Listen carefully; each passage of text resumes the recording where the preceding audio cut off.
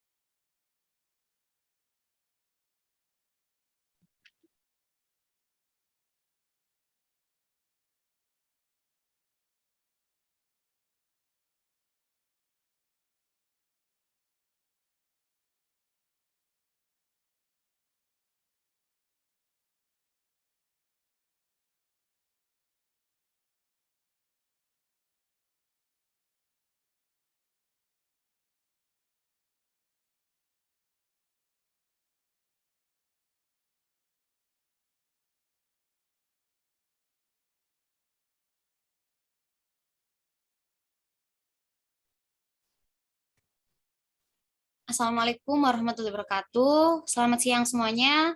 Salam sejahtera bagi kita semua. Saya ucapkan selamat datang dan selamat bergabung kepada teman-teman peserta webinar Enterprise Research Planning pada hari ini, tepatnya pada 12 Januari 2022. Yang terhormat Bapak Yugantara Setia Darmawan, Eskom Embus Proses, MGT MCI, selaku Kaprodi Sistem Informasi. Yang terhormat Bapak Ahmad Tolha, STMM, selaku pemateri kita pada siang hari ini. Dan yang kami hormati Bapak Ibu dosen serta peserta webinar yang berbahagia. Pertama-tama, marilah kita panjatkan puji syukur kehadirat Tuhan Yang Maha Esa, karena atas berkat rahmat serta hidayahnya, sehingga kita semua dapat hadir dalam webinar pada siang hari ini melalui Zoom meeting dalam keadaan sehat walafiat. Sebelumnya, izinkan saya untuk memperkenalkan diri terlebih dahulu.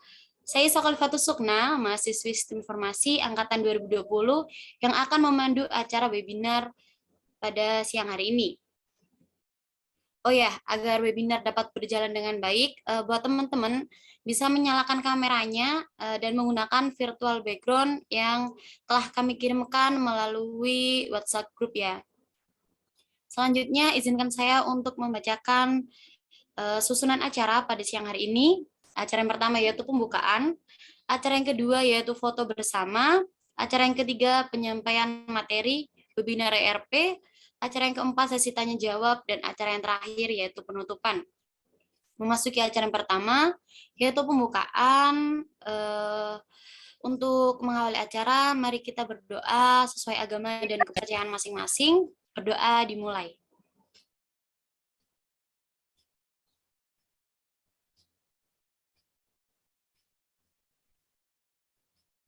Berdoa dicukupkan. Memasuki acara yang kedua yaitu foto bersama. Buat teman-teman yang belum on cam bisa segera on cam ya.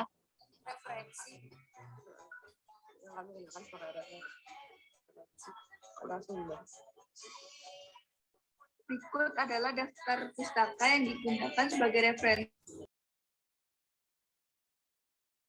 Oke, operator juga udah siap ya.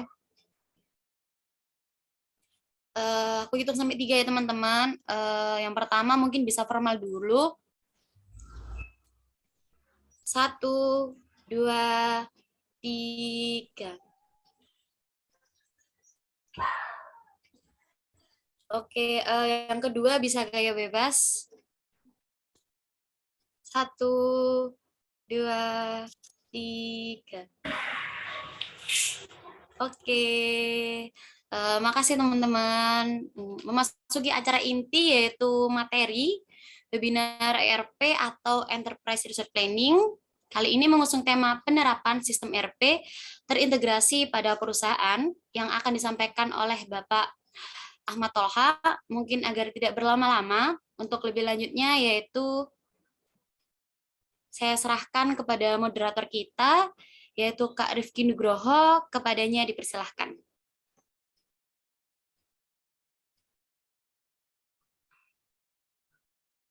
Sebelumnya, terima kasih kepada Mbak Isa selaku MC pada pagi hari ini. Bismillahirrahmanirrahim. Assalamualaikum warahmatullahi wabarakatuh. Perkenalkan, saya Muhammad Rifki Nugroho, mahasiswa Sistem Informasi UISI selaku moderator yang akan membimbing jalannya diskusi pada pagi hari ini.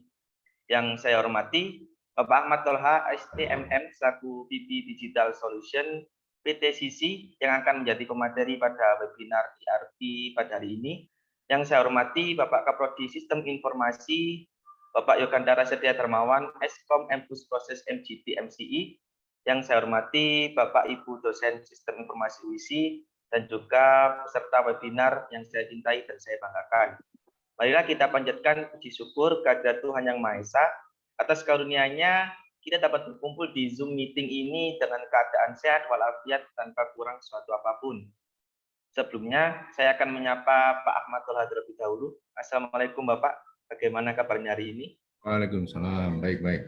Semangat nih. Alhamdulillah. Sebelumnya, adapun tema yang akan kita diskusikan pada webinar kali ini yaitu tentang penerapan sistem ERP terintegrasi pada perusahaan. Lalu saya akan bacakan CV dari pemateri kita kali ini. Pemateri kita kali ini bernama Bapak Ahmad Tolha, STMM, tempat tanggal lahir Semarang 1971, alamat BSD Serpong, Tangerang Selatan. Lalu perusahaan di PT Sinergi Informatika Semen Indonesia atau PT Sisi, posisi VP Digital Solution untuk pendidikan, menempuh S1 Teknik Mesin Institut Teknologi Bandung, lalu S2 Strategic Management di Prasetya Mulia.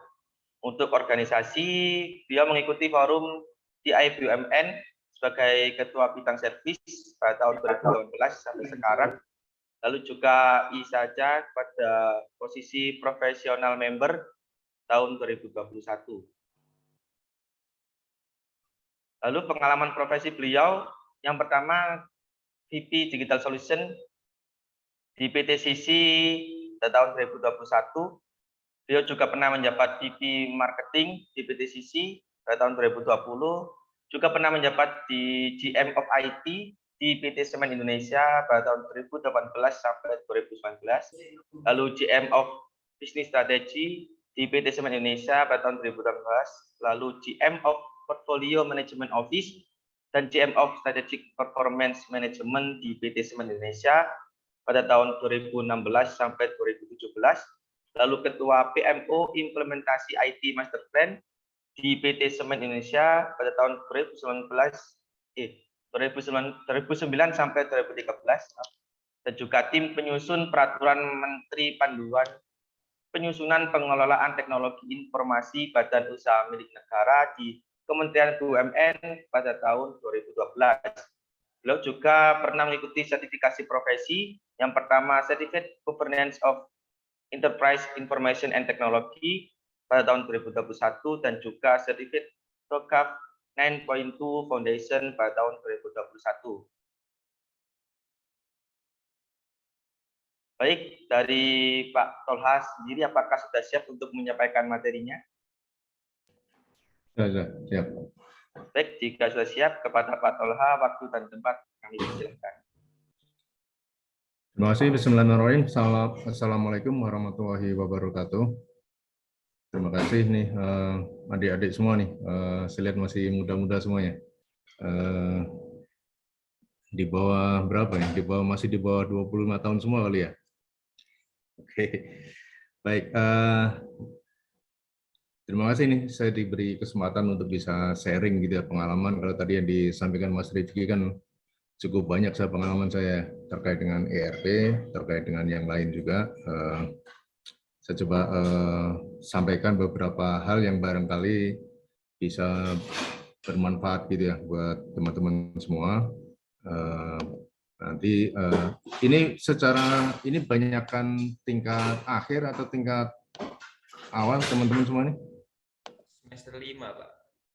Semester 5. Oh, sudah hampir lengkap lah ya.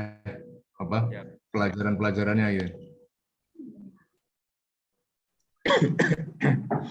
Baik, kita coba ini sampaikan beberapa materi. Mungkin perkiraan saja di dalam kira-kira 30 menit ke depan gitu ya. Saya akan coba sampaikan materi saya. Silakan nanti kalau memang ada yang mau diinterap silakan, tapi kalau mau dikumpulin nanti ya nggak apa-apa. Tapi ini kira-kira saya sampaikan materi kira-kira di 30 menit ke depan gitu ya. Baik, terkait dengan penerapan ERP pada perusahaan gitu sesuai dengan konten yang diinginkan, ada beberapa hal yang ingin saya sharing di sini kesempatan pagi ini. Pertama, ya kita akan bahas mengenai ERP-nya sendiri, apa itu ERP dan seperti apa gitu ya. Kemudian mengapa perusahaan memerlukan ERP seperti itu. Setelah itu, setelah tahu kebutuhannya, ya tentunya ada strateginya nih, bagaimana mengimplementasikannya gitu ya. Bukan sesuatu yang tinggal beli pasang gitu ya. Ini butuh effort yang luar biasa untuk melakukan implementasi ERP. Banyak kejadian-kejadian perjalanan saya dalam ini, banyak kejadian-kejadian yang membuat implementasi ini gagal gitu ya, atau tidak seperti yang diharapkan gitu ya. Targetnya seperti ini dengan implementasikan ERP, tapi ternyata tidak seperti yang diharapkan. Cukup banyak yang mengalami hal seperti itu. Tentunya menjadi pelajaran kita supaya tidak terjadi demikian gitu ya. Baik, pertama terkait dengan ERP-nya sendiri. Mungkin kalau kita lihat di literatur, ini teman-teman kalau ini lebih banyak lihat literatur lah. Kalau saya sih pemahaman umum saja yang saya sampaikan. Ya ERP itu ERP itu software. Pertama yang paling jelas itu ya, ERP itu adalah software perangkat lunak, di mana perangkat lunak ini adalah satu sistem aplikasi yang sifatnya mengintegrasikan seluruh proses bisnis gitu. Biasanya kalau ada aplikasi itu sepotong-sepotong gitu, sepaket-paket gitu. Ada aplikasi procurement, ada aplikasi accounting, ada aplikasi pajak, ada aplikasi penjualan, itu aplikasi-aplikasi yang perfungsional gitu ya. Nah, tapi kalau kita ngomong ERP itu adalah sistemnya itu semuanya terintegrasi, saling nyambung gitu ya. Karena memang pada kenyataannya prosesnya itu semuanya semua itu. Ini slide saya kelihatan? Iya, kelihatan, Bapak. Kelihatan, Pak. Oke. Kalau tadi ada tulisan slide-nya nggak kelihatan. Oke. Dari seperti itu, jadi sampai mana tadi? Ini tadi bahwa kita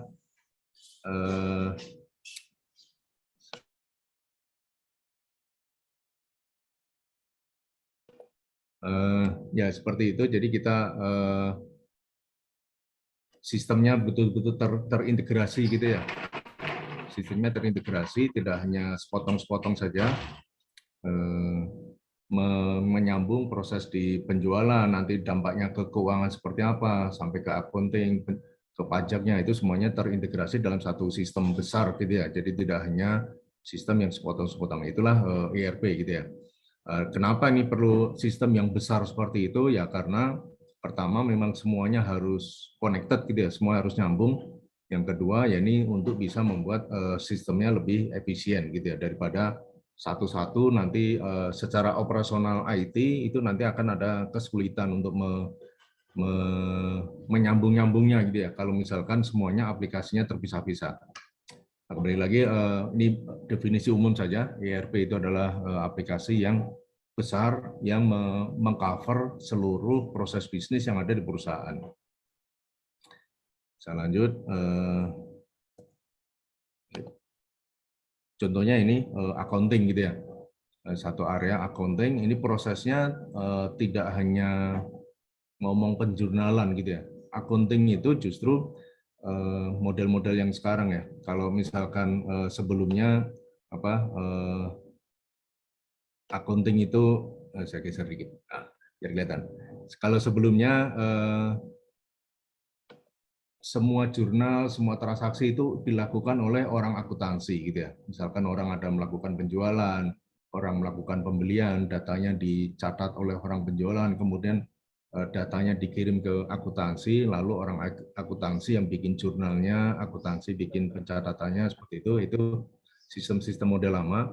Tapi dengan adanya IRP ini justru di akuntansi itu malah tidak melakukan penjurnalan. Yang akan melakukan pencatatan itu semuanya berdasarkan apa-apa yang ada di transaksi yang ada di proses bisnisnya, di procurement, di mutasi inventory, mutasi data penjualan itu sistemnya otomatis meng-create jurnal-jurnal sesuai aturan yang sesuai konfigurasi yang ditetapkan gitu ya. Sehingga dari sisi akuntansi justru tidak melakukan penjurnalan tadi, justru mereka tinggal memonitor atau mengontrol gitu ya transaksi-transaksi yang dilakukan oleh unit-unit lain di sebelahnya. Kurang lebih seperti itu. Saya lanjut lagi, contoh lagi yang misalkan kayak di produksi. Produksi itu melibatkan banyak fungsi, melibatkan banyak proses gitu ya, mulai dari pembelian bahan bakunya, kemudian bahan bakunya disimpan di gudang, kemudian diambil dipakai oleh orang produksi, menghasilkan produknya disimpan lagi di gudang, kemudian dijual. Nah itu begitu banyak proses dan begitu banyak fungsi yang terlibat gitu ya.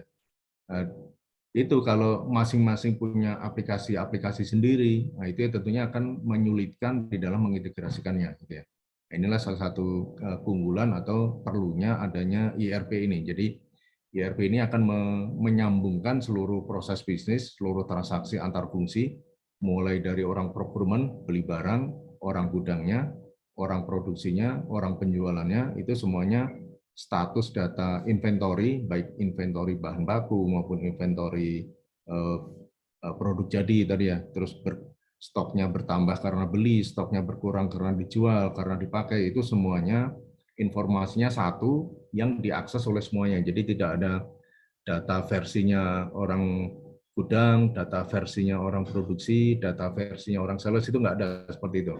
Karena datanya satu, sistemnya satu, dan menjadi acuan atau menjadi referensi oleh semua pihak.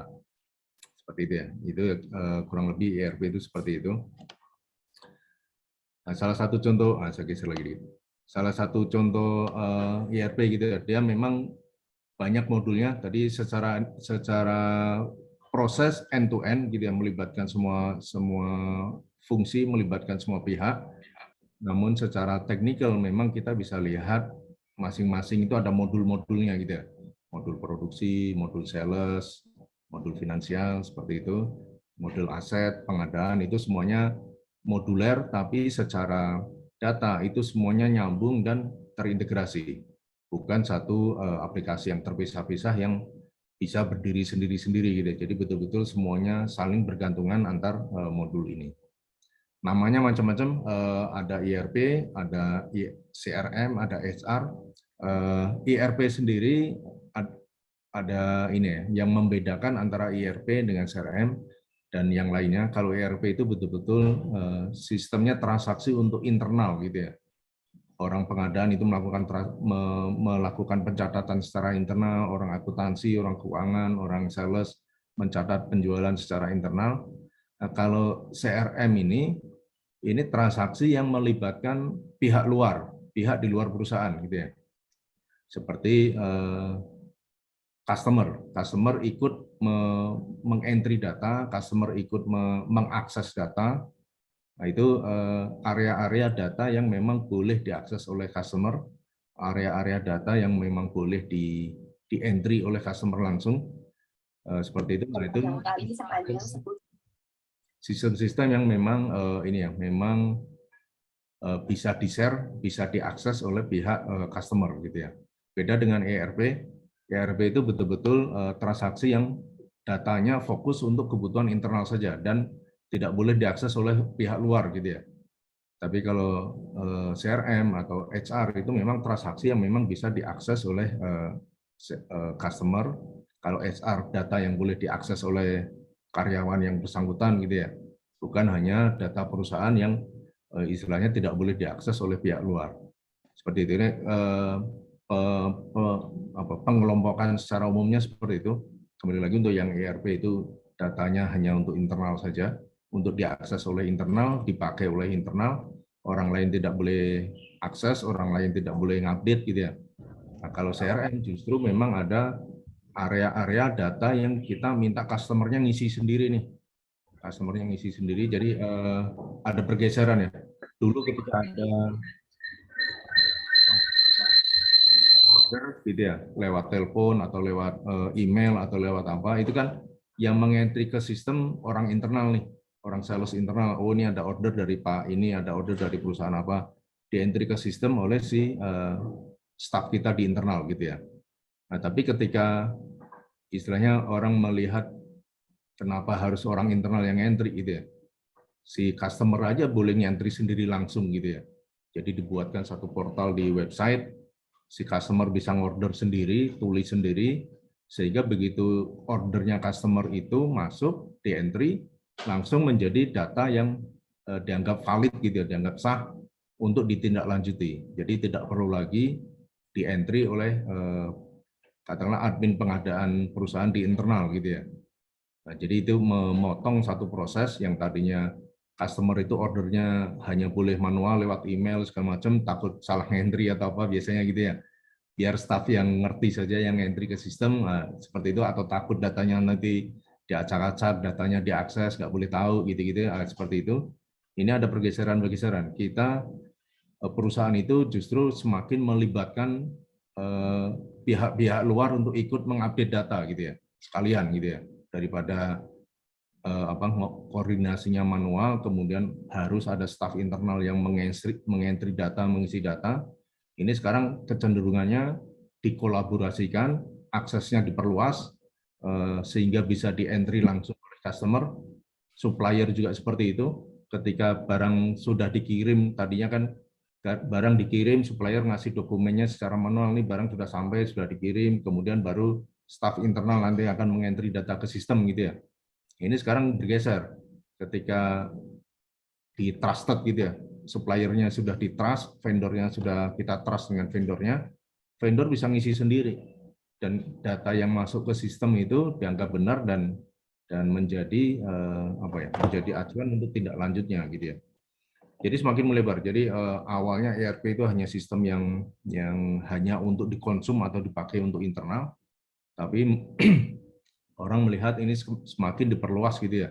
Suppliernya boleh ngakses, suppliernya boleh ngentry data, customernya juga boleh ngakses, boleh ngentry data dan seterusnya, sehingga malah ekosistemnya semakin luas gitu ya. Seperti itu. Namun kembali lagi tadi tetap ada moduler-moduler yang bisa kita lihat gitu ya. Nah, baik, saya lanjut ke ini. Tadi mungkin kita sudah dapat gambaran sekilas tentang ERP, bahwa ERP adalah sistem yang terintegrasi, mengcover seluruh proses bisnis, bahkan melibatkan tadi ya pihak luar pun kita libatkan untuk ikut pakai sistem kita gitu ya. Seperti itu. Nah, sekarang kita berlihat dari sisi bisnisnya nih.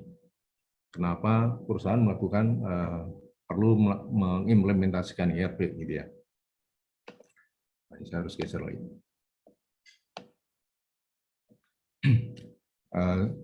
Secara umum, kalau nggak ada ERP sistemnya tadi ya, sistemnya masih island, mungkin teman-teman bisa membayangkan nih, oh ini kalau sistemnya sendiri-sendiri, koordinasinya akan sulit, datanya nggak nyambung, datanya nggak cocok, itu teman-teman tentu akan kebayang kira-kira apa nih masalah yang timbul ketika datanya nggak nyambung, datanya nggak cocok, atau nggak di-entry, atau salah, itu begitu akan keluar berbagai permasalahan seperti ini kan gitu ya.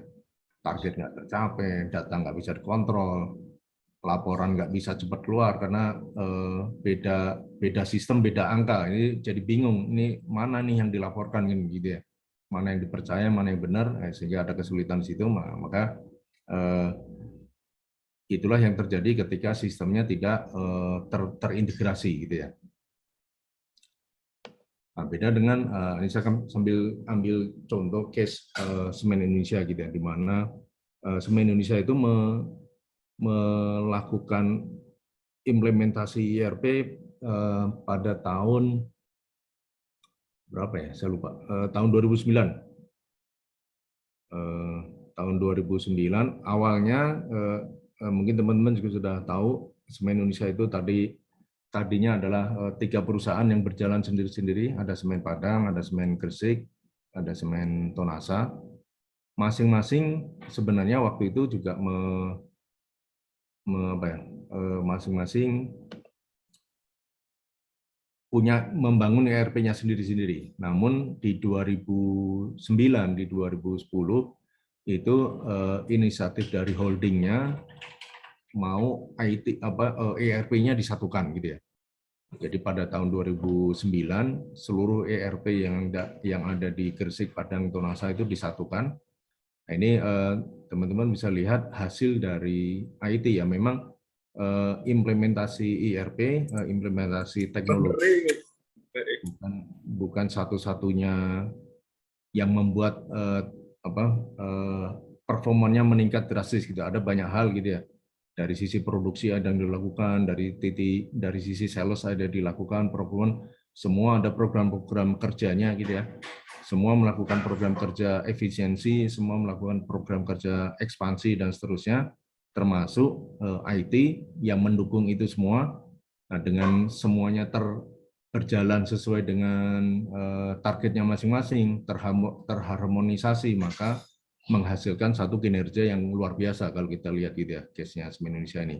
Dari awalnya pertumbuhannya biasa-biasa saja, kalau saya bilang tumbuhnya seperti biasa-biasa saja, namun begitu sistemnya sudah terintegrasi, juga ada program kerja yang lain tentunya gitu ya. Ini terjadi akselerasi kinerja yang luar biasa. Nah, inilah yang salah satu tentunya akan menjadi faktor kenapa perusahaan perlu melakukan implementasi suatu sistem gitu ya, yang baik, yang terintegrasi ya ERP tadi. Case lain ini case-nya salah satu customer-nya Sisi, saya geser lagi. Salah satu customer-nya Sisi gitu ya, di mana dengan menggunakan sistem ERP ini, maka seluruh kinerjanya ini bisa terpantau dengan baik gitu ya. Datanya bisa dilihat, datanya bisa dipantau, bisa diakses dan diyakini kebenarannya, karena istilah tidak bisa asal tulis ngawur gitu ya. Seperti itu. Ini sorry saya tutup ininya ya. Nanti kalau saya buka ininya tahu ini bisa mengira-ngira perusahaannya apa. Tapi kita lihat ini di sisi finansialnya, hasilnya ya, terutama yang di nomor 1 dan nomor 2 itu kinerja operasionalnya, situasinya di tahun 2020 di mana pandeminya memang lagi gencar-gencarnya gitu ya. Semuanya mengalami dampak pandemi gitu ya. Bisnis terhenti, transaksi industri rontok gitu ya. Seperti itu. Tapi kalau kita lihat di sini di 2020 ini, perusahaan ini mampu mengendalikan operasionalnya gitu ya. Alat-alat produksinya bisa dimaksimalkan, operasionalnya bisa dimaksimalkan, sehingga kita lihat di kinerja finansialnya itu, even di kondisi pandemi pun kinerja finansialnya justru membaik gitu ya. Labanya malah meningkat gitu ya. Seperti itu. Itu suatu yang tidak mungkin atau tidak bisa dilakukan tanpa ada sistem informasi yang terintegrasi tadi. Bukan berarti dengan mengimplementasikan IT terus mengimplementasikan ERP terus ini semua akan tercapai, bukan begitu. ERP ataupun IT ini lebih kepada enabler-nya nih. Ini membuat bisa dilakukan gitu ya. Nah, tapi kalau tanpa IT ya akan terjadi kesulitan-kesulitan pada saat ada program kerja untuk memaksimalkan alat produksi, mengoptimalkan produktivitas dan seterusnya. Tanpa dukungan IT tentunya juga sesuatu yang tidak mungkin. Apalagi pandemi nggak boleh ke kantor, semua harus WFH. Itu kalau nggak bisa akses datanya, nggak bisa akses informasinya, tentunya nggak akan bisa kan gitu ya. Jadi situlah perannya ERP membantu para lini-lini bisnis untuk bisa mengimprove kinerjanya gitu ya. Ini in summary secara umum gitu ya, manfaat-manfaatnya. Kembali lagi tadi sistemnya karena terintegrasi, maka transaksi-transaksi itu akan terkendali gitu ya. Terutama misalkan harusnya ada uang masuk, itu harus dilaporkan karena kalau misalkan tidak ada sistemnya atau dilakukan secara manual, kadang orangnya lupa gitu ngentri, atau bahkan yang lebih berbahaya sengaja nih gitu ya, ada uang masuk tidak dilaporkan, itu kan sesuatu yang berbahaya. Itu makanya dengan ERP ini semuanya menjadi lebih terkendali. Nah, dengan terkendali tadi, secara hasil tidak langsungnya langsung kelihatan nih, proses bisnisnya jadi efisien, kemudian juga konsisten. Nah, dengan sistem IT ini karena semuanya harus menggunakan sistem, maka proses bisnisnya itu akan konsisten. Beda kalau misalkan proses bisnis manual gitu ya, katakanlah proses pengadaan atau proses penjualan, ketika ada kondisi-kondisi tertentu, bertanya ke manajemennya, pertama bertanya ke kepala divisinya gitu, Pak ini kondisi begini gimana, Pak ini kondisi begitu bagaimana, itu keputusan-keputusannya atau arah-arah prosesnya bisa beda-beda nih, tergantung situasi, tergantung mood gitu ya, tergantung moodnya manajemen atau seperti apa, bisa beda-beda. Nah, tapi kalau dengan adanya sistem, semuanya akan konsisten. Prosesnya harus begini, prosesnya harus begitu, habis ini harus ke situ, habis ini harus ke sana gitu. Itu secara flow-nya, secara workflow-nya bisa kita buat konsisten, tidak bisa kita potong gitu ya. Udah langsung ke sini aja, langsung gitu, nggak bisa dipotong begitu aja karena nanti nggak jalan sistemnya kalau dipotong-potong seperti itu gitu ya. Seperti itu. Hal-hal seperti itu itulah yang secara agregat akan meningkatkan produktivitas, akan meningkatkan efisiensi, kemudian risiko-risiko perusahaan tadi ya termitigasi semuanya, datanya juga lebih terkendali. Nah, bayangkan kalau misalkan sistemnya manual atau sistemnya tidak terintegrasi, data dari satu sistem dipindahkan ke sistem berikutnya, nanti ada proses di-download, di-upload, atau bahkan di-print dulu, di-entry ulang, nah, itu datanya akan menjadi terekspos gitu istilahnya, istilah keamanan itu, datanya terekspos nih, di-print dulu, nanti dibaca siapa, dibawa kemana, kan gitu ya, itu datanya jadi terekspos. Tapi kalau kita pakai sistem kan datanya semuanya tersimpan dalam bentuk digital di satu database tertentu, hanya yang punya hak akses saja tertentu saja yang boleh baca gitu ya. Itu yang membuat data-data perusahaan menjadi lebih secure dibanding kalau kita itu tadi sistemnya island sendiri-sendiri atau bahkan sistemnya manual gitu ya, tulis tangan atau di print dan seterusnya, itu akan membuat ini tadi risiko terhadap kebocoran informasi perusahaan gitu ya. Terus berikutnya laporan, nah ini juga terkait dengan audit gitu ya, pihak eksternal, kantor pajak dan seterusnya. Kantor pajak atau pihak auditor gitu ya, auditor eksternal itu ketika akan mengaudit suatu perusahaan gitu ya, kalau melihat perusahaannya sistemnya nggak bagus, sistem pencatatannya nggak bagus, mereka akan cenderung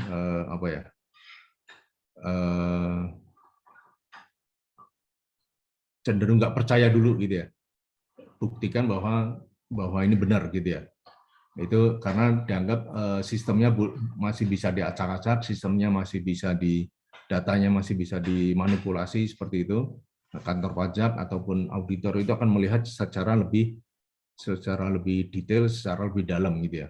Berbeda ketika misalkan kantor pajak atau auditor melihat perusahaan, oh perusahaan sudah pakai ERP yang bagus nih, sudah pakai SAP, sudah pakai Oracle, itu mereka muncul trust-nya gitu, percaya nih data-data yang dikeluarkan oleh sistem bisa diyakini gitu ya.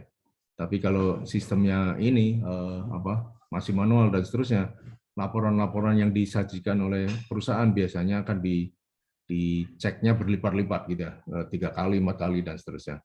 Nah ini makanya perlunya satu ERP yang bisa mengconvince auditor-auditor luar gitu ya. Nah, terakhir yang tidak kalah penting gitu ya, ini betul-betul akan menjadi sebagai sumber data untuk analisis perusahaan sendiri gitu ya. Ketika seluruh transaksi sudah masuk ke sistem, semua kondisi-kondisi bisa dilihat, situasinya Januari, situasi kondisinya seperti apa, Februari seperti apa, semuanya bisa dilihat, hari kerja seperti apa, weekend seperti apa, pola-polanya bisa dipelajari semua. Ini akan menjadi satu informasi yang sangat bermanfaat bagi perusahaan untuk menentukan strategi-strategi selanjutnya gitu ya.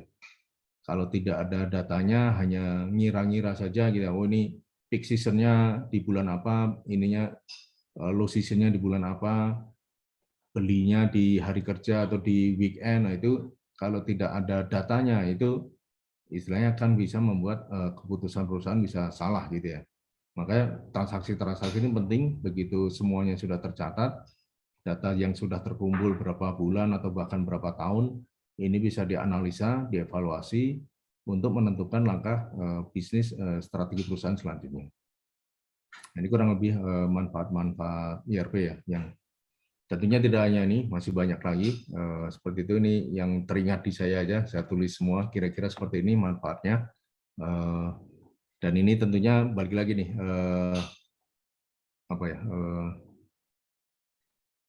akan menjadi driver yang membuat perusahaan ingin mengimplementasikan gitu ya. Cuman balik lagi teman-teman, memang kondisi per hari ini pun masih banyak nih perusahaan yang belum mengimplementasikan ERP gitu ya. Tadi yang saya jelaskan begitu banyak manfaatnya, begitu ininya manfaatnya ini ada banyak sekali. Tapi per hari ini pun masih banyak nih perusahaan yang belum melakukan ERP, belum melakukan mengimplementasikan ERP gitu ya. Kenapa? Karena pertama itu tadi yang sampaikan di depan, mereka banyak mendengar story gitu ya, banyak mendengar referensi bahwa implementasi ERP itu sulit gitu ya. Mengimplementasikan ERP sulit, ERP-nya sendiri juga mahal gitu ya, sudah mahal, sulit, kemungkinan gagalnya besar.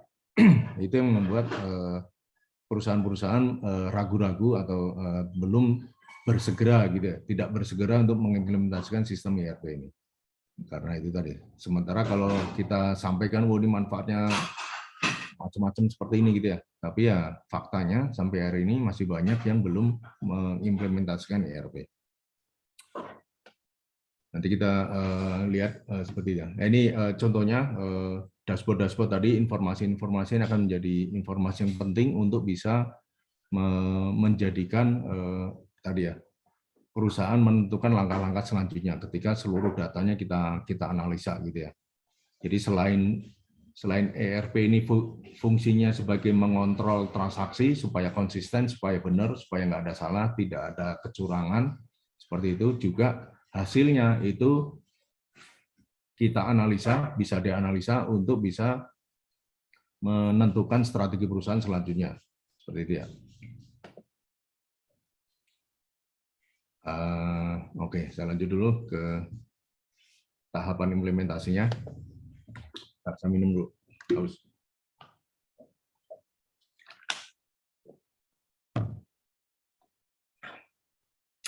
Baik,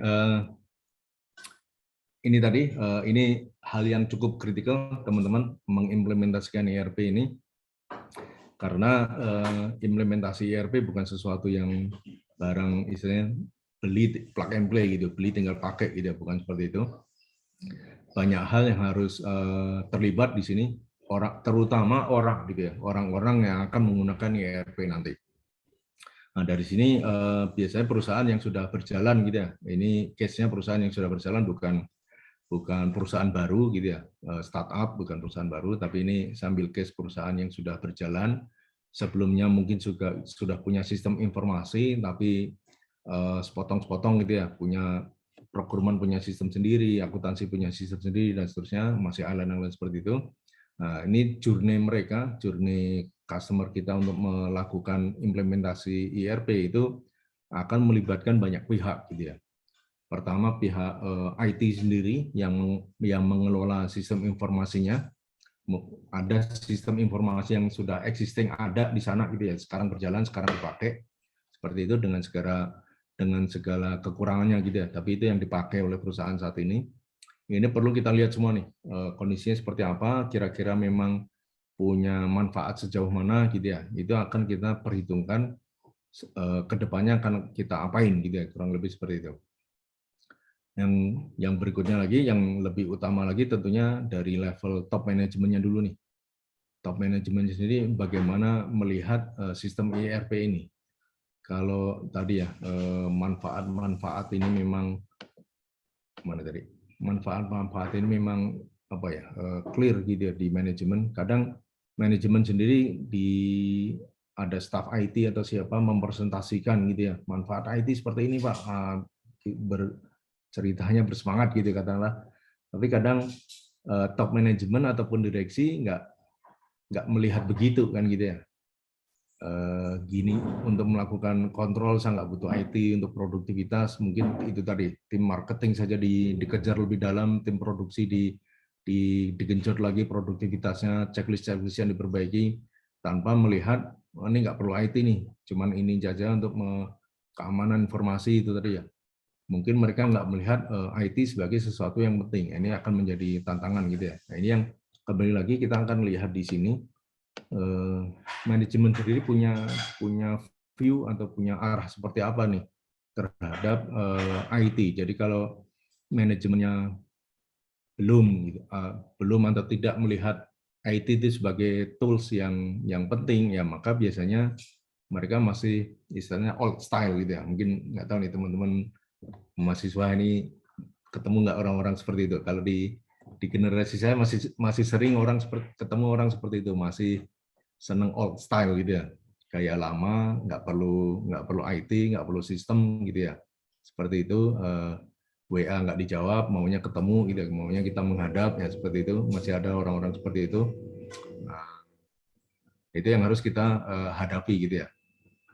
Kemudian juga ke user-usernya sendiri pada saat kita akan ngobrol dengan usernya, melihat kebutuhan mereka apa. Katakanlah di procurement tadi, saya ambil contoh lagi di procurement lagi. Mungkin mereka sekarang punya sistem sendiri nih, sudah disiapkan sudah dikasih oleh orang IT, dikasih sistem procurement yang island atau yang seperti apa. Nah, itu kita perlu tanyakan ke mereka. Sistem yang ada nih, yang sudah disiapkan oleh IT ini, cukup nggak memenuhi kebutuhan mereka gitu ya. Ke sales juga kita bertanya seperti itu, apakah sudah ada sistemnya? Kalau sudah ada, apakah sistem yang ada ini cukup nih memenuhi kebutuhan mereka gitu ya? Atau istilahnya itu tadi, orang-orang kan bekerja butuh tools, orang akuntansi sudah punya belum sistem akuntansinya? Sudah sesuai belum? Oh masih kurang ini, belum bisa ini, nggak bisa gitu. Itu yang akan kita gali gitu ya. Jadi pada saat kita melakukan asesmen dengan unit kerja ini, kita akan gali seperti itu. Tentunya semakin banyak unit kerja yang kita temui, semakin banyak keluhan yang kita dengar gitu ya. Pasti bawanya mereka ngeluh aja nih kan gitu ya. IT kurang ini, nggak support kita, nggak ini, saya minta fitur ini nggak dikasih, saya minta ini nggak bisa, kata IT sulit gitu-gitu ya, minta anggarannya besar. Nah, itu keluhan-keluhan itu semua kita catat semua gitu ya. Keluhan di procurement, keluhan di sales, keluhan di mana kita catat semua. Nah, ini dari itu semua kemudian kita olah nih. Oh, ini procurement butuh ini, sistem yang ada, sistemnya sudah ada, tapi nggak bisa ini, nggak bisa itu. Sales, oh masih manual semua full. Akuntansi sudah punya sistem tapi nggak bisa ini, nggak bisa itu gitu ya. Itu semuanya kita identifikasi pain point-nya mereka itu. Kemudian dari situ kita selaraskan dengan arah direksi nih. Direksi ini fokusnya kemana nih? Lagi fokusnya ngejar pertumbuhan atau fokusnya mau efisiensi internal? Itu poin-poin yang perlu kita tangkap juga. Nah, ini yang kemudian kita cocokkan nih. Poin-poin di operasional dengan arah direksi ini kita cocokkan nih. Oh, kalau direksi fokusnya lagi efisiensi internal, maka poin-poin yang terkait dengan memperbaiki efisiensi tadi itu yang menjadi prioritas kita gitu ya. Tapi kalau direksi lagi fokusnya, saya lagi mau fokus ke ekspansi gitu ya. kurang efisien sedikit nggak apa-apa, pokoknya tim fokus dulu ke ekspansi ya. Makanya berikutnya mungkin kita akan lebih fokus kepada kebutuhan-kebutuhan di tim marketing, kebutuhan-kebutuhan di tim sales gitu ya. Bagaimana bisa mendukung arah direksi ini untuk bisa segera ekspansi. Nah, ini akan kita cocokkan semua sehingga akan muncul semacam prioritasnya gitu ya. Prioritas. Jadi mana nih yang mau diprioritaskan gitu, karena itu tadi sini sana sini poin-poin yang ketemu cuma ada 5 gitu ya. Yaitu ini semua aja. Daftarnya panjang ya, kita perlu ada susun prioritas-prioritasnya untuk bisa kita buat roadmap implementasinya. Gitu, lanjut ya. Nah, ini contoh, geser lagi. Nah, ini contoh yang penjabaran tadi ya. Setiap perusahaan begitu ada pasti punya strategi gitu ya. Punya RCP, punya strategi. Strateginya apa nih? Mau jadi perusahaan trading, mau fokus di logistik, mau fokus di produksi, kualitas produksi ditingkatkan. Banyak mission atau strategi-strategi dari perusahaan.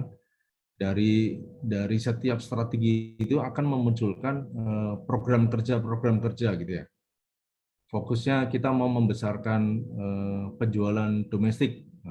Ketika fokus penjualan domestik dibesarkan, akan ada banyak program kerjanya gitu. Oh, ada program marketing, ada program advertising, ada program ada program apa, sehingga tujuan tadi untuk membesarkan pasar domestik itu tercapai. Nah, di dalam setiap program kerja ini tentu butuh resource kan gitu ya. Siapa yang mengerjakan gitu ya. Tadi ya misalkan butuh kampanye marketingnya digencarkan gitu ya. Yang menggencarkan kampanye, menggencarkan marketing itu siapa yang akan melakukan kan gitu ya. Dia butuh apa kan gitu ya. Nah, ini muncullah istilahnya ada capability program kerja ini jalan gitu ya. Kalau biasanya kita perusahaan katakanlah punya ide, punya misi, punya target, nyusun program kerjanya, wah harus lakukan ini, bikin ini, targetnya 2 tahun, targetnya 1 tahun gitu ya. Program kerjanya ada, nah, tapi biasanya terhenti ketika di tataran implementasi. Ini program ini siapa yang eksekusi? Program ini siapa yang jalankan? Program itu siapa yang jalankan? Ternyata yang ditugaskan untuk menjalankan tadi tidak punya capability, nggak bisa. Hanya sekedar dapat tugas doang, tapi ketika dia eksekusi ternyata nggak punya capability. Nah, itu yang membuat program kerja tadi nggak jalan kan gitu ya. Nah, maka perlu ada capability yang harus dibuat gitu ya, harus disiapkan capability-nya, kerjanya jalan. Kalau tidak ada capability-nya, ya sebagus apapun planning-nya, sebagus apapun program kerjanya, ya nggak akan jalan kan gitu ya. Jadi menyusun program kerja yang tepat itu satu hal, jangan salah program kerjanya. Kalau program kerjanya salah, nanti juga arahnya jadi nggak jelas gitu ya. Itu satu hal, harus program kerja harus tepat sasaran gitu ya. Tapi yang nggak kalah penting adalah implementasinya. Mengimplementasikan program kerja tadi ya, eksekusi program kerjanya. Jangan sampai dieksekusi oleh orang atau pihak yang nggak punya capability, nggak bisa. Gitu ya, itu sangat penting. Capability tadi harus disiapkan kan gitu ya di perusahaan tadi. Capability IT harus disiapkan, capability orang-orang finance harus disiapkan, capability di SCM harus disiapkan, capability di SDM harus disiapkan. Banyak capability yang harus disiapkan. Nah, ini mungkin konteks di sini teman-teman teman-teman di sistem informasi ini mungkin fokusnya capability di sistem IT-nya nih yang harus kita siapkan gitu ya. Ketika IT-nya capable sudah siap, baru yang lain juga harus siap. Jadi IT-nya siap sendiri saja juga program kerja juga nggak akan jalan karena capability-nya butuh banyak capability gitu ya. IT-nya siap, orang finance, capability di finance siap, capability di sales siap, capability di SDM siap, maka program kerja bisa jalan. Nah, ini konteks di sini kita fokus di capability IT-nya. Jadi di capability IT-nya ini untuk bisa mendukung seluruh program kerja ini berjalan, maka dari IT kita harus siapkan best fit solution-nya nih, sistemnya yang sesuai dengan kebutuhan mereka apa supaya program kerjanya jalan. Jangan kita kasih solusi, kita kasih sistem yang nggak mendukung program kerjanya gitu ya. Wah ini bagus, ini mahal, ini impor, ini bikinan impor apa Gartner di nomor 1 gitu ya. Tapi kita lihat programnya apa, butuhnya seperti apa. Jangan apa ya, jangan mentang-mentang sistemnya bagus, sistemnya mahal, sistem ini terus dipaksakan untuk dipakai, bisa jadi nggak pas gitu ya. Mereka hanya butuh sistem yang simpel saja, misal gitu ya. Itu yang harus tadi ya, misalkan contohnya, oh program kerjanya ingin melibatkan customer harus bisa akses, customer harus bisa entry, customer maunya ngentrinya lewat handphone, maka kelihatan spesifikasi capability yang dibutuhkan. Oh aplikasinya harus tipis, harus ringan, harus bisa diakses lewat mobile, di entry lewat mobile, di tampilan di mobile nggak berantakan. Nah, gitu-gitu capability atau requirement yang spesifik untuk masing-masing program ini. Nah, itu dengan setelah tahu nih programnya apa, capability yang dibutuhkan, kembali lagi kita lihat sistem yang ada sekarang seperti apa. Nah, ketika sistemnya sudah ada tadi sesuai, bisa dipakai, ya sudah tinggal dilanjutkan dipakai gitu ya. Tapi kalau sistemnya, oh ini perlu diimprove di sini, perlu diperbaiki, atau bahkan ini nggak benar-benar nggak cocok nih, harus diganti, ya itu maka kita akan lakukan penyesuaian di sistem teknologinya. Oh ini bisa dipakai, ini perlu diimprove, ini sebaiknya diganti. Itu seperti itu. Kita lakukan penyesuaian supaya capability dari sisi IT-nya bisa terpenuhi gitu ya. Lanjut. Nah, ini contoh ininya ya, contoh implementasinya gitu ya. Awalnya case yang kita hadapi, awalnya kita ada 2 perusahaan yang bergabung gitu ya. Ada 2 perusahaan bergabung, masing-masing punya sistemnya sendiri-sendiri. Nah, kembali lagi kalau sistemnya sendiri-sendiri, maka datanya nggak nyambung tadi ya, pain point ataupun masalah yang kita sampaikan di depan tadi. Tadinya mereka fine-fine aja, jalan sendiri-sendiri gitu ya. Yang satu punya SAP, yang satu punya Microsoft Dynamics, nah, sistemnya bagus-bagus semua gitu ya. Mereka jalan sendiri-sendiri. Nah, ketika digabung, ini kan opsi di sistemnya atau opsi ERP-nya, apakah ERP-nya mau dipertahankan as it is gitu ya, biarin aja ERP-nya nggak usah digabung-gabung, nggak usah diacak-acak gitu ya, atau oh ini ERP-nya juga perlu digabung nih supaya datanya betul-betul smooth gitu, datanya betul-betul tidak ada apa ya, tidak ada ininya. Ini yang kemudian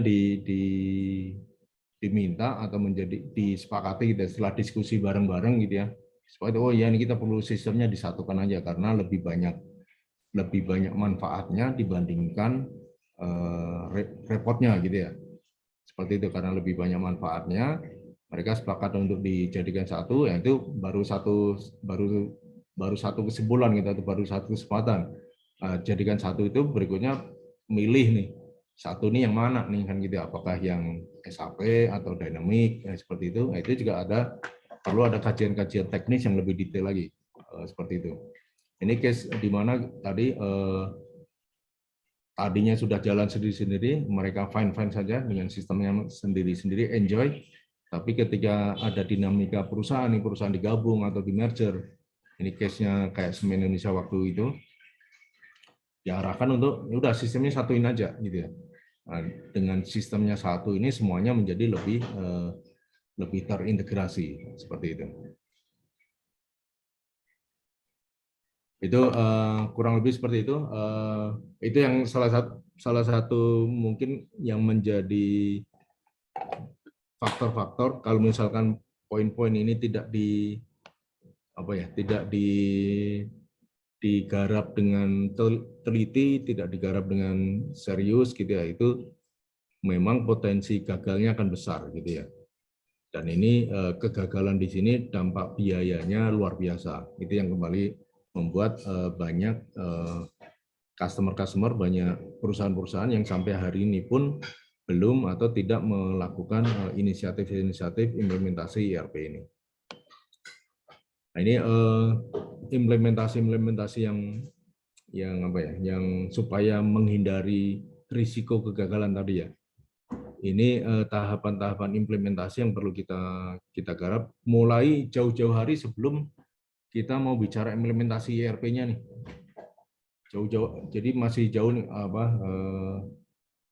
belum ngomong kata-kata ERP lah, kata-kata seperti itu. Jadi betul-betul kita bicara apa sih perusahaan ini menghadapi masalah apa sih gitu ya. Apakah menghadapi profit yang terus turun atau menghadapi persaingan yang semakin ketat, banyak pesaing-pesaing baru masuk. Apa nih permasalahan bisnis kita gitu ya. Itu semua harus atau misalkan banyak kebocoran, banyak karyawan yang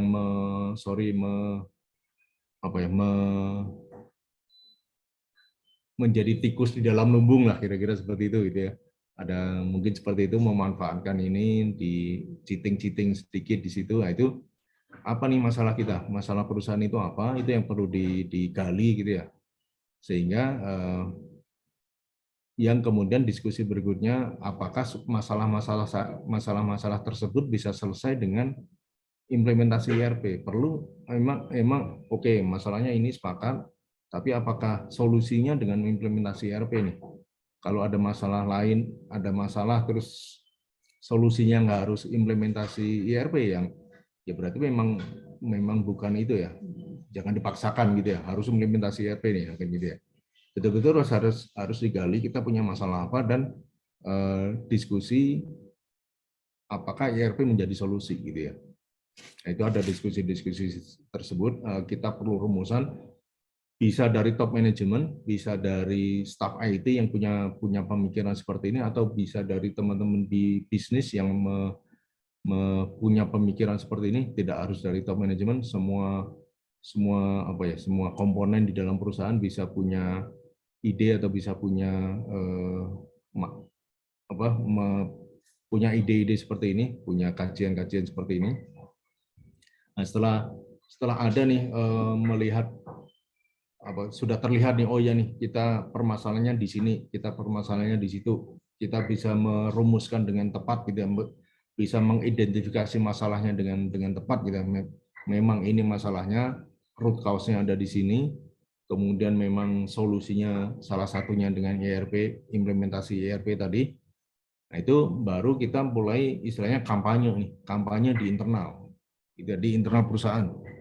Di internal perusahaan perlu dikampanyekan nih, Pak, sepakat nggak kita punya masalah di sini, sepakat nggak kita punya masalah di situ, gitu ya. Nah, setelah sepakat nggak ERP itu menjadi solusi, gitu ya. Implementasi ERP itu menjadi penting untuk bisa memperbaiki masalah-masalah tadi, gitu ya. Nah, ini yang perlu dibangun ini dulu. Jadi perlu ada ini dulu.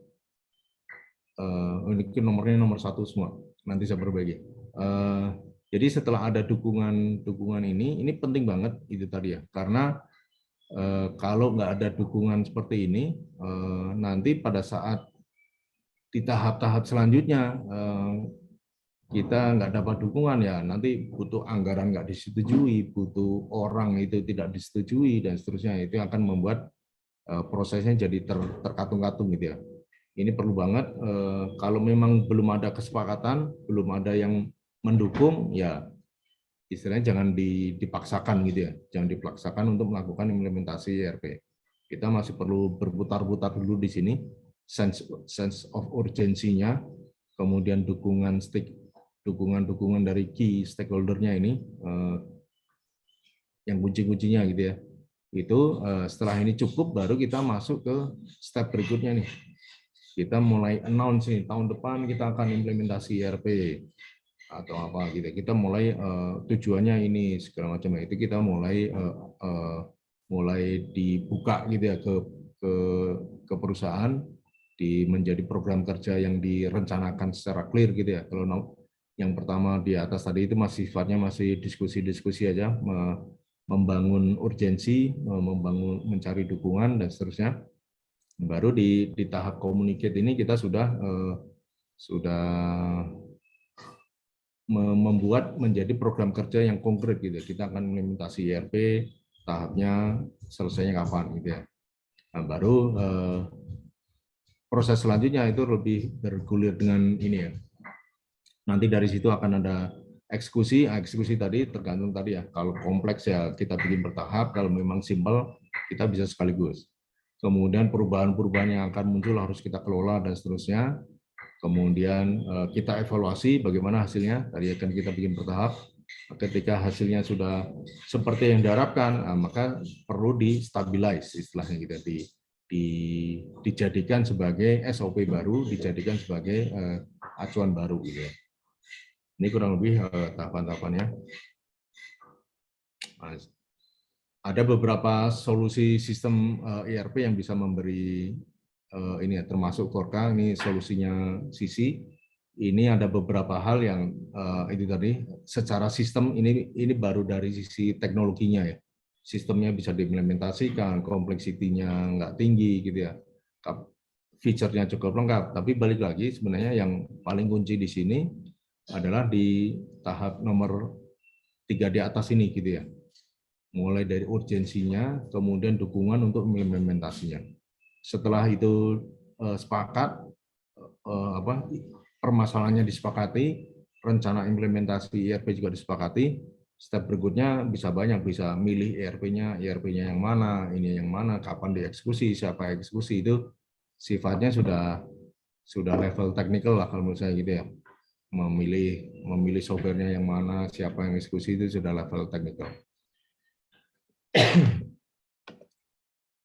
Nah, kembali lagi ini tadi key sukses faktornya, karena sistem ERP itu sistem yang tadi ya besar dan berintegrasi kanan sini, kadang proses bisnisnya tidak seperti yang dijalankan sehari-hari di perusahaan gitu ya. Nah, ini yang perlu change management tadi yang saya sampaikan. Bisnis prosesnya harus berubah gitu ya. Bisnis prosesnya harus berubah, mengadopsi ke bisnis proses yang ada di sini. Kemudian ERP juga butuh data-data tadi yang sistemnya island tadi atau sistem yang masih manual, datanya perlu dicocokkan semua. Datanya harus di mana nih data yang mau dipindahkan gitu ya. Kemudian kesiapan usernya seperti itu yang akan menggunakan sistem. Dan terakhir nggak kalah ini tentunya change management tadi ya. Semuanya harus siap untuk menggunakan sistem ini. Nah, bis saya kira lebih lama dari rencana saya, 30 menit. Silakan Mas Rifki, saya kembalikan ke Mas Rifki dulu. Baik, terima kasih kepada Pak Kelha atas penyampaian materinya yang sangat jelas dan tentunya bermanfaat bagi kita semua. Jadi dapat saya tarik sedikit kesimpulan bahwa ERP atau Enterprise Resource Planning ialah software yang dirancang untuk membangun database terpadu, memuluskan proses bisnis, dan mengefisienkan perencanaan sumber daya organisasi yang memungkinkan perusahaan untuk menyederhanakan alur kerja dan juga menghapus cara manual yang tidak efisien sehingga dapat meningkatkan daya saing perusahaan. Baik, menginjak acara selanjutnya yakni sesi tanya jawab. Bagi teman-teman peserta webinar, apabila ada yang kurang jelas terkait materinya, bisa langsung bertanya dengan sistematika raise hand terlebih dahulu. Apabila sudah dipersilahkan, bisa langsung on mic, ataupun bagi yang terkendala sinyal bisa mengetikkan pertanyaannya pada kolom chat yang nantinya akan saya bantu bacakan.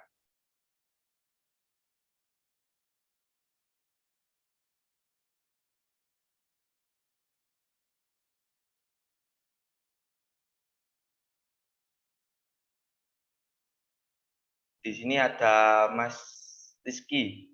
Silakan bisa langsung on mic. Ya, baik. Terima kasih Mas Rifki Nugroho. Perkenalkan, nama saya Rizky Amrul Danyani dari Sistem Informasi UISI semester 5. Saya izin bertanya, Pak. Dalam ERP kan sangat banyak ya softwarenya.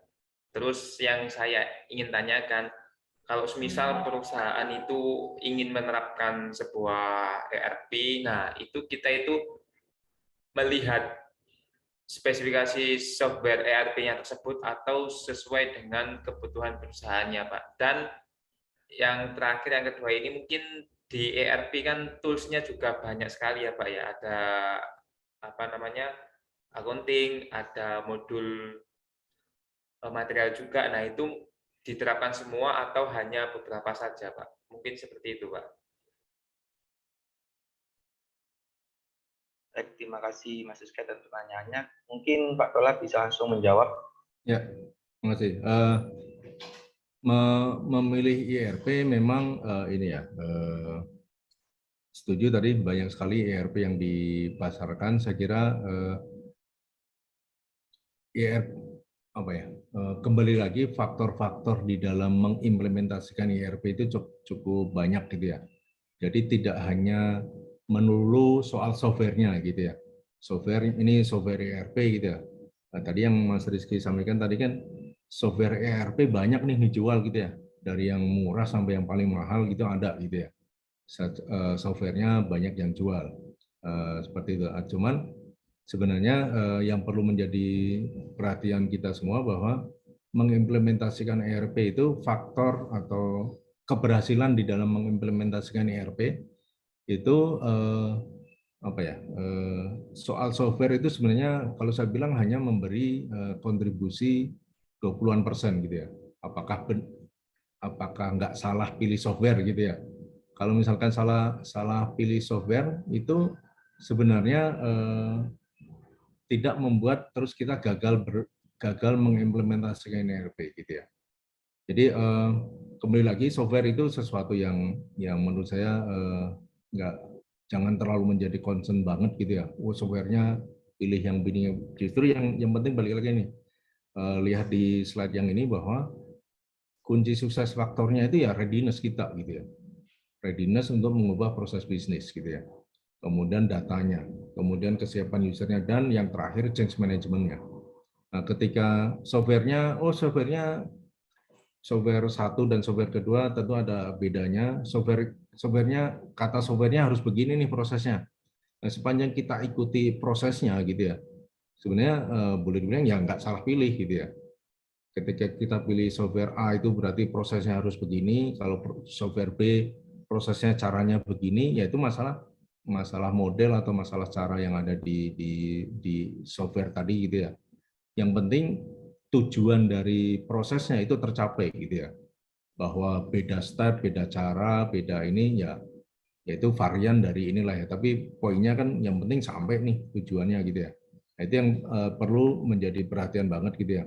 Kalau itu tadi software itu macam-macam tadi kembali lagi banyak yang ada yang murah, ada yang mahal, ada yang bisa di-customize gitu ya, ada yang bisa di-customize, ada yang memang rigid, paketnya seperti itu nggak boleh diutak-atik gitu ya, ada yang diberikan tapi bisa di-customize dan seterusnya. Itu secara teknikal kita bisa pertimbangkan. Itu kembali lagi software mungkin pertimbangannya itu aja Mas Rizky, apakah ini bisa di-customize atau perlu ini yang banyak yang mensupport atau tidak gitu-gitu ya, seperti itu. Tapi itu kembali lagi itu kontribusi memilih software itu kontribusi kesuksesan di dalam implementasi ERP itu saya bilang kecil. Yang lebih penting lagi adalah itu tadi kesiapan perusahaan untuk mengimplementasikan ERP-nya sendiri apapun software yang akan dipilih gitu ya. Itu dari saya, Mas Rizky. Ya, baik. Terima kasih banyak, Pak. Baik, selanjutnya ada yang bertanya di kolom chat. Dari Idam, Sistem Informasi UISI ingin bertanya, boleh dicontohkan bentuk implementasi yang pernah dilakukan terutama apabila ada sebuah kendala seperti proses perubahan teknis yang membutuhkan SDM yang belum terbiasa dengan ERP. Selain itu, apabila terdapat beberapa data yang belum ada yang bisa diinput atau diterapkan, bagaimana cara mengatasi data yang kosong tersebut? Mungkin bisa langsung dijawab, Pak. Ya, terima kasih. Jadi kembali lagi nih, ERP itu kelasnya bukan kelas apa ya, bukan kelas aplikasi simple dipakai oleh misalkan admin siapa gitu ya. Pemakainya ya transaksi hariannya memang admin, tapi sebenarnya pengguna utama dari sistem ERP ini ya manajemen gitu ya. Nah, kembali lagi yang tiga hal pertama ini yang perlu ditekankan dulu gitu ya. Apakah benar-benar semangatnya semua semangat untuk punya semangat yang sama untuk mengimplementasikan ERP. Itu yang paling paling perlu dibangun, drive, istilah saya itu driving force-nya gitu ya. Kekuatan dorongannya itu harus kuat gitu ya. Kalau hanya kalau hanya setuju tidak setuju, kalau hanya indifferent gitu ya, mau jalan boleh, nggak jalan juga terserah gitu. Kalau cuman levelnya hanya seperti itu saja, apalagi kalau misalkan banyak yang menentang, oh jangan, nanti susah, nanti begini, nanti begitu. Ketika masih banyak yang seperti itu, driving force-nya belum kuat, jangan maju ke tahap-tahap eksekusi dan seterusnya gitu ya. Harus betul-betul kuat dulu ini, keinginannya itu harus kuat banget gitu ya. Ketika keinginan perusahaan itu sudah kuat, keinginan kolektif ya, bukan hanya keinginannya orang IT, bukan hanya keinginannya siapa gitu ya. Keinginannya harus di perusahaan itu harus betul-betul kuat keinginannya. Nah, setelah keinginannya kuat, apapun permasalahan di tahap eksekusi, permasalahan di change tadi ya, sistem organisasinya harus disesuaikan, datanya nggak cocok, apapun permasalahan-permasalahan di tahap selanjutnya itu dengan semangat yang tadi ya, semangat untuk berjalan ini, itu akan ketemu solusinya sendirilah kalau saya bilang. Jadi masalah organisasi harus disesuaikan, oke, karena memang orang SDM juga pingin nih ERP diimplementasikan gitu ya, ketika ini supaya implementasinya efektif, supaya implementasinya efisien, struktur organisasinya harus begini ya. Itu tadi, dengan setelah yang mendapat dukungan dan semangat yang sama tadi, mengubah struktur organisasi bukan sesuatu yang sulit gitu ya. Juga misalkan datanya nggak ketemu, datanya nggak ada, datanya nggak cocok, semangat untuk mencocokkan data itu ada karena ini tadi dukungan di depan tadi ya. Itu yang makanya ini kembali lagi perlu driving force di depannya itu kuat banget gitu ya. Kalau driving force-nya nggak kuat nanti ya itu ada isu satu, semangatnya turun, ada isu dua, turun lagi semangatnya, ada isu tiga, terhenti, nah itu makin lama makin habis gitu ya. Mungkin ini driving force-nya harus kuat banget sehingga ketika apapun yang menghalangi di jalan gitu ya pada saat eksekusi, pada saat ini itu semua bisa terdorong lah ketika semangatnya memang tinggi. Seperti itu. Baik, untuk Mas Idam, apakah sudah menjawab pertanyaannya tadi? Terkait data tadi ya, misalkan atau ada data yang nggak cocok dan seterusnya, kembali lagi secara teknis biasanya kita kalau perlu melibatkan pihak ketiga. Pihak ketiga ini auditor gitu ya. Jadi data-data yang disiapkan itu kadang kita minta bantuan auditor untuk memvalidasi gitu ya. Apakah ini data yang sah, apakah ini data yang valid gitu ya. Seperti itu, ketika data itu dapat konfirmasi dari auditor, itu akan menjadi pegangan yang kuat bahwa datanya harus seperti ini gitu ya. Seperti itu. Baik, terima kasih Pak Dola atas jawabannya. Ini dari tanggapan dari Mas Idam, untuk meningkatkan semangat dari organisasi customer, apakah dari sisi juga ikut mengembangkan semangat organisasi customer juga Kak? Mungkin langsung dijawab aja. Biasanya sisi terlibat di tahap yang sudah ini ya, ketika mereka sudah bersemangat gitu ya. Ketika mereka sudah bersemangat mau implementasi ERP, manajemen juga sudah bersemangat, setuju mengalokasikan anggaran, gitu ya.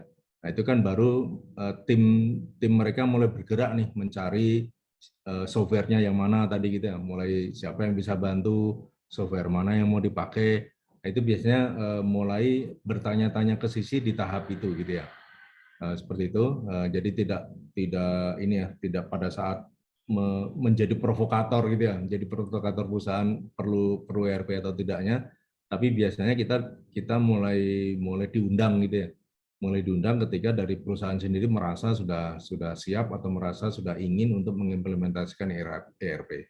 Nah, biasanya kami di sisi begitu kita dapat kesempatan seperti itu diundang untuk ini mereka mau lihat-lihat gitu softwarenya sejauh mana, terus timnya bisa membantu implementasi sejauh mana. Kita juga kasih masukan nih. Kadang kalau memang itu tadi driving force-nya belum cukup kuat gitu ya. Itu kadang kita kasih feedback ke mereka ini kalau kondisi seperti ini biasanya ada risiko berhenti di tengah jalan nih. Kalau misalkan komitmennya belum cukup kuat gitu ya. Itu yang perlu kadang kita kasih masukan ke perusahaan untuk mereka perlu memperkuat komitmennya dulu nih. Karena kalau istilahnya komitmennya belum cukup kuat, kemudian dipaksakan jalan, ada risiko berhenti di tengah jalan.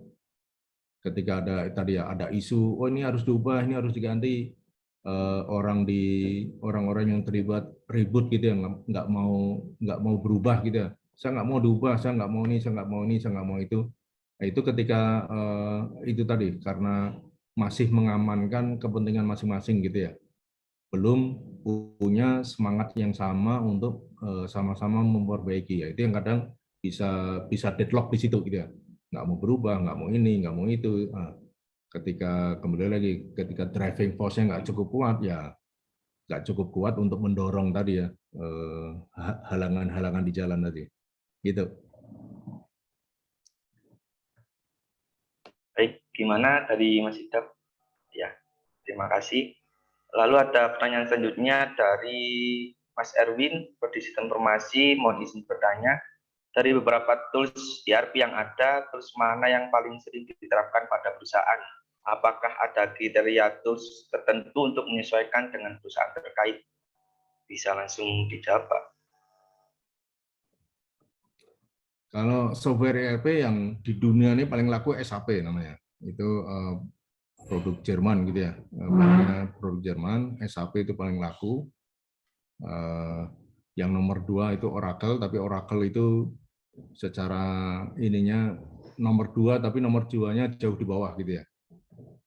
Terus ada lagi nomor 3-nya dari Microsoft Dynamics, itu jaraknya juga jauh lagi di bawah lagi gitu ya.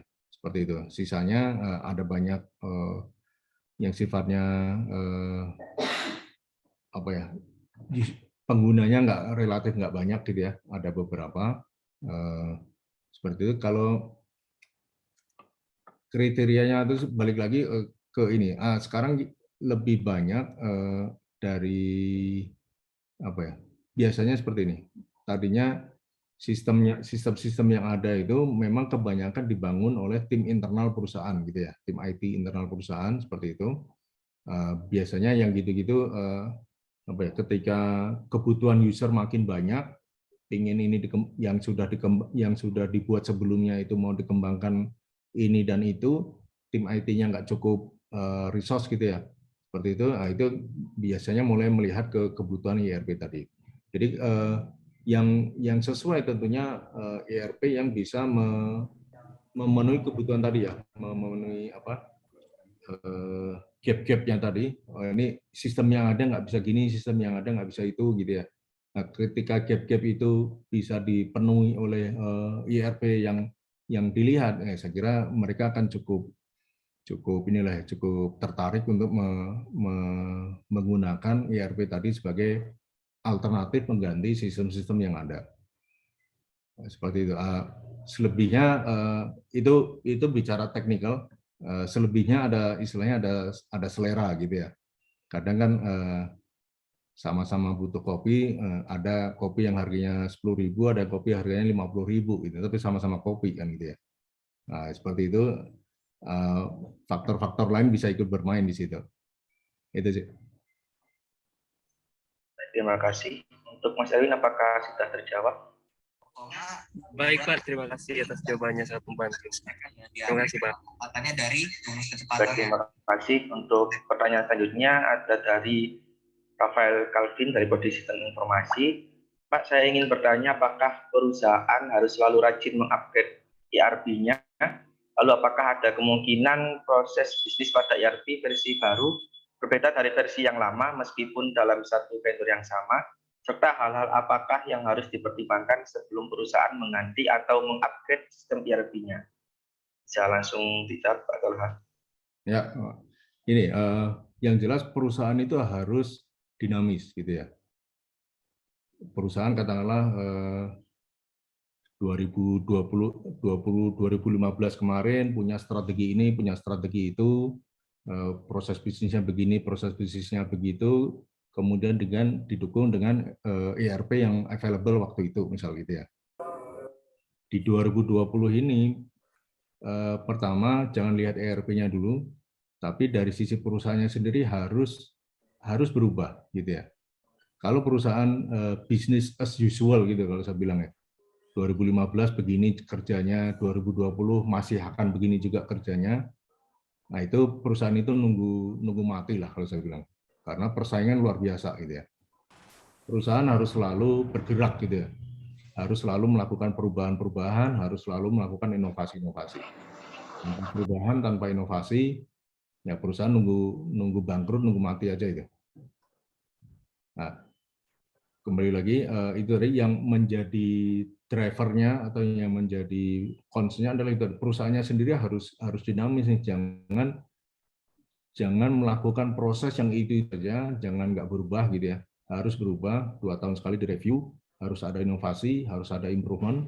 Tanpa itu daya saing perusahaan akan turun gitu ya, karena perusahaan lain melakukan perubahan-perubahan satu, yang kedua ada perusahaan-perusahaan baru yang masuk ke bisnis mengancam perusahaan existing ini gitu ya. Mereka perusahaan baru ini dengan biasanya dengan teknologi baru, dengan cara yang baru. Nah, kalau dia bisa lebih efisien, maka perusahaan kita jadi terancam. Nah, itu kembali lagi yang menjadi driver utama adalah perusahaannya sendiri harus melakukan inovasi-inovasi, harus melakukan perubahan-perubahan.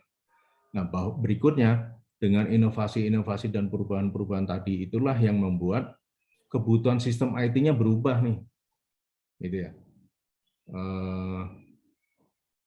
Tidak perlu melihat apa yang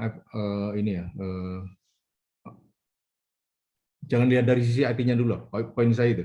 Jangan lihat dari sisi IT-nya dulu, lihat dari sisi perusahaannya dulu. Ketika perusahaan sudah komit nih, mau berinovasi di sini, mau melakukan perubahan ini, mau melakukan ini, baru minta dukungan IT. Tolong ERP-nya diubah, disesuaikan ini dengan cara baru. Tolong disesuaikan dengan cara baru. Bahwa ini apakah long term, nggak janji, kan gitu ya. Mungkin 3 tahun lagi kita akan ada inovasi baru. Mungkin berapa tahun lagi akan ada inovasi baru, dan IT selalu diminta untuk ngikuti gitu ya. Jangan nih nggak bisa nih sudah yaitu balik lagi itu nanti jadi urusan dari tim IT gitu ya. Sejauh mana apakah mengikuti inovasi tadi cukup dengan di customisasi sedikit gitu ya. Perlu customisasi sedikit nih nanti bisa, atau memang perlu di upgrade atau bahkan perlu di replace tadi ya. Nah, itu opsi-opsi yang akan menjadi pertimbangan dari tim IT. Tapi kembali lagi, drivernya yang mendorong itu tadi harus dari bisnis. Jangan misalkan bisnisnya masih merasa, nggak perlu diubah nih, masih perlu dipertahankan, prosesnya nggak perlu diotak-atik gitu ya. Nah, nggak perlu IT, nggak perlu overacting kalau saya bilang, nggak perlu overacting. Pak, kita upgrade ya ERP-nya ya. Kenapa? Ada yang baru nih jangan karena itu. Bisnisnya nggak butuh, nggak usah overacting gitu. Kira-kira itu. Jadi semuanya harus di-drive dari bisnis lah. Itu dari saya. Terima kasih. Dari Mas Rafael, apakah sudah terjawab? Sudah Kak, terima kasih. Terima kasih. Selanjutnya ada dari Pak Yoga. Silahkan Pak Yoga. Baik, terima kasih Mas Rizky. Salam kenal Pak Tolha. Saya ya dari dosen informasi Pak.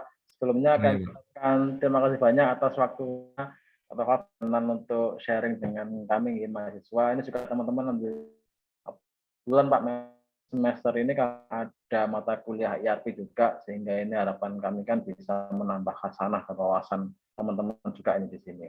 Tapi tadi saya ucapkan terima kasih ya kepada Mas Rizky, tadi sudah berani nih bertanya langsung gitu ya dengan Pak Tolha ini. Cuman mumpung ini kan karena bisa bertemu langsung ini di tengah-tengah kesibukan beliau. Jadi nanti yang lain setelah ini monggo ya kalau mau bertanya bisa langsung aja live gitu ya, apa direct gitu, nggak usah via chat gitu kan, nggak masalah. Ini siapa tahu kan ini langkah awal teman-teman untuk bisa mendalami apa namanya IRP ini, kemudian nanti bisa menyusul gitu ya apa namanya cutting kalian yang sudah ada di PTCC begitu. Saya itu Pak tertarik sebenarnya Pak terkait dengan tadi apa namanya apa tadi kan jenengan sempat apa namanya meng-share gitu Pak ya di forecast sendiri itu ada apa BI-nya Pak ya, ada dashboard-nya juga.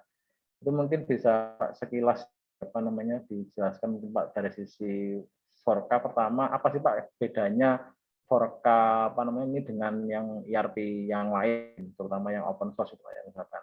Saya dulu pernah sih Pak ikut pelatihannya dari Pak Fibrin itu Pak tahun 2019 sebelum pandemi itu, tapi saya kurang tahu lupa kemarin yang versi berapa ini. Siapa tahu apakah mungkin sekarang ada update mungkin Pak, dan apakah tadi dashboard itu sudah termasuk Pak input dalam modul yang ada di Forka. Karena kan yang setahu saya untuk di SAP sendiri misalkan kalau kita mau apa ada dashboard untuk terkait dengan pengambilan keputusan itu nambah lagi Pak misalkan. Katakan dari Forka sendiri mungkin itu sudah input itu untuk yang dari sisi apa untuk di level top management misalkan itu kan akan sangat menarik sekali. Itu dulu mungkin Pak Tolha. Terima kasih. Baik, terima kasih Pak Yoga. Jadi ya memang di sisi sendiri dengan produk kita punya produk ERP 4K ERP ini ya. Ya tentunya tidak kembali lagi yang saya sampaikan, perusahaan itu nggak boleh tinggal diam gitu ya. Kalau bisnisnya hanya bentar, hujan ini saya harus pakai ini biar nggak berisik. Kalau apa kalau perusahaan diam saja kan ini ya akan disalib orang gitu ya. Makanya kita harus terus bergerak, harus terus melakukan inovasi-inovasi. Nah, termasuk di sisi ini melakukan inovasi, terus melakukan R&D, inovasi-inovasi di produk kita 4K itu. Betul Pak tadi yang disampaikan bahwa recently lah, ini masih baru-baru ini kita develop yang fitur dari dashboard ini Pak. Seperti itu sudah available. Jadi untuk sistemnya sekarang sudah available untuk yang dashboard ini. Ada dua macam Pak, dua macam dashboard di sini sebenarnya kalau saya bilang. Ada istilahnya dashboard itu yang sifatnya untuk monitoring operasional daily gitu ya. Sudah tercapai berapa, posisi kas sekarang ada berapa, kemudian ada to-do list item apa-apa yang harus dilakukan, apa-apa harus di approve oleh seorang manajer, terus saldo inventory seperti apa, posisi inventory seperti apa, itu ada istilahnya dashboard yang memang sifatnya dilihat secara daily gitu ya. Ada lagi satu lagi yang namanya performance management. Performance management itu untuk memonitor capaian operasional terhadap suatu target gitu ya. Biasanya kan performance management katakanlah kita punya target tahunan gitu ya. 1 tahun target revenue sekian, 1 tahun target ini sekian. Nah itu kita juga punya tools untuk monitoringnya, sudah tercapai berapa nih, misalkan targetnya 100 miliar gitu ya, 1 tahun targetnya 1 miliar. Di saat ini sudah tercapai berapa? Tercapai 20 miliar misalnya, oh berarti kurang 80 miliar lagi. Nanti ketika di review, dicek lagi bulanan misal gitu ya, sudah tercapai berapa? Sudah tercapai 40 miliar, oh berarti masih kurang 60 miliar lagi. Nah, itu ada satu baseline target yang menjadi acuan gitu ya untuk terus dikejar. Misalkan tadi rentangnya dalam 1 tahun harus sekian ya, maka gap-nya itu akan terus bisa kita monitor dari sisi performance management. Nah, kalau yang satu lagi yang sebelumnya terkait dengan dashboard lebih hanya menunjukkan potret situasi perusahaan per hari ini gitu ya. Seperti itu Pak. Sudah available itu Pak Yoga. Mantap Pak, ini terima kasih nih. Kami siap Pak nanti misalkan ada kesempatan lagi Pak untuk belajar lagi Pak terkait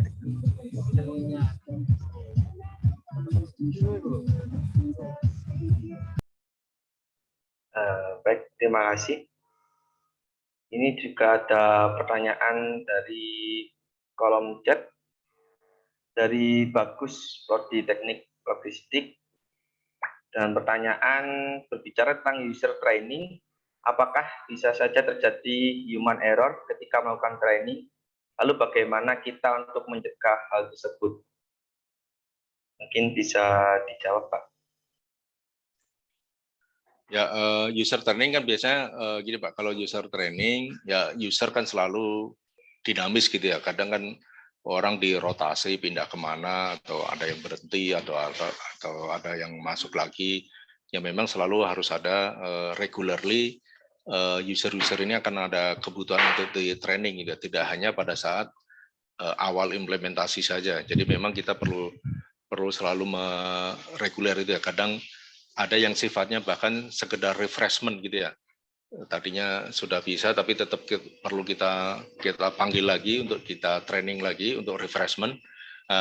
Training sendiri kita fasilitasi dengan sistem yang lain Pak. Jadi tidak di sistem operasional yang ada gitu ya.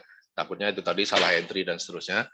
Jadi mereka training dengan environment dummy atau environment ini yang kita siapkan supaya tidak mengganggu operasional. Once itu sudah dianggap bisa nih, sudah ngerti, baru mereka diberi kesempatan dikasih user untuk akses di production-nya. Seperti itu Pak. Human error pasti akan selalu ada, baik yang sudah training ataupun ini ya, even sudah training, bahkan yang sudah menggunakan berbulan-bulan pun kadang ya ada salah gitu ya. Itu nggak ada di itu. Yang penting berikutnya kan sebenarnya recovery-nya gitu ya. Ketika ada yang salah, gimana nih mau perbaiki? Ya itu kalau di modelnya Sisi kan dengan 4KRP ini kita punya tim support yang selalu standby gitu ya. Ketika ada isu, ada permasalahan gara-gara salah entry atau ada pertanyaan-pertanyaan lain, itu nanti tim helpdesk-nya Sisi akan membantu merecover kesalahan-kesalahan tadi. Seperti itu Pak. Terima kasih. Gimana untuk Mas Bagus, apakah sudah terjawab?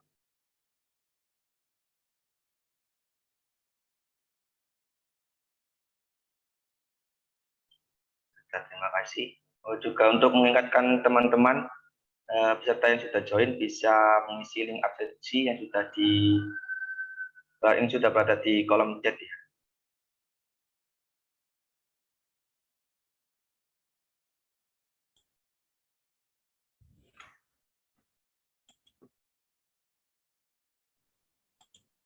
Mungkin ada yang tanya lagi, atau dari Pak Yoga ada yang mau tanyakan lagi Pak? Sudah cukup Mas Rifki? Oh ya, mungkin izin Pak, apakah slide-nya ini mungkin bisa nanti Pak? Atau mungkin ada beberapa info yang mungkin tidak boleh apa gimana? Bisa Pak. Siap, kita share. Terima kasih Pak. Baik, terima kasih. Untuk acara webinar pada hari ini sudah selesai. Saya ucapkan terima kasih kepada Pak Tolha selaku materi dan juga peserta yang sudah mengikuti webinar. Saya selaku moderator pamit undur diri dan minta maaf yang sebesar-besarnya apabila ada salah kata ataupun perbuatan. Sekian, terima kasih. Saya kembalikan lagi kepada MC. Wassalamualaikum warahmatullahi wabarakatuh. Ya, saya juga terima kasih banget nih diberi kesempatan untuk sharing. Anytime kita bisa ini, boleh nanti kalau mau event mau private ke saya juga, don't worry, saya welcome. Silakan. Oke, terima kasih Kak Rifki. Akhirnya serangkaian acara telah kita lewati. Atas nama panitia penyelenggara, saya mengucapkan banyak terima kasih kepada Pak Tolha selaku pemateri kita pada hari ini yang telah membagikan ilmunya kepada kami dan kepada teman-teman peserta yang telah menyempatkan hadir. Semoga ilmu yang kita dapatkan hari ini bermanfaat untuk kita semua. Saya pamit undur diri, kurang lebihnya mohon maaf. Wassalamualaikum warahmatullahi wabarakatuh. Waalaikumsalam. Matur nuwun, Pak Toha. Mungkin kita bisa diskusi sebentar. Diskusi di room ini atau gimana Pak? Lanjut di sini. Di room ini aja Pak, ini sebentar saya settingkan dulu. Teman-teman peserta bisa live dulu. Yang lain. Untuk teman-teman mungkin nanti ada Pak dan Pak Faiz bisa stay ya. Mas Rizky boleh ikut join juga Mas, teman-teman panitia juga. Ya Pak, ini saya bantu buat pakai roomnya ya Pak. Sebentar Pak, saya bantu dulu Pak. Oke Pak, monggo. Mas, ini Mas, monggo. Terima kasih. Saya juga ini coba invite lagi ada Pak Faisal nih, Pak Toha, nanti ada dosen kami juga yang terkait dengan ERP juga Pak dari teknik logistik Pak. Ini kan kebetulan kami dari apa namanya di prodi teknik logistik itu dan sistem informasi yang paling sering juga Pak menggunakan